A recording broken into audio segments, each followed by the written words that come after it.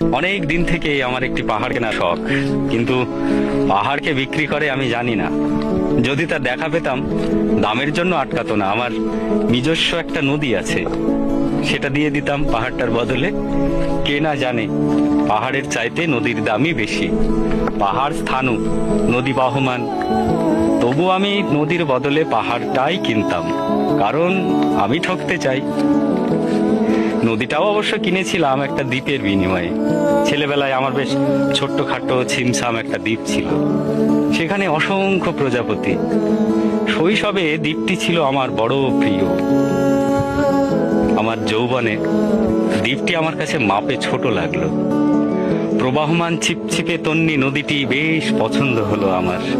বন্ধুরা বলল, ওইটুকু একটা দ্বীপের বিনিময়ে এত বড় একটা নদী পেয়েছিস, খুব জিতেছিস তো মাইরি। তখন জয়ের আনন্দে আমি বিহ্বল হতাম।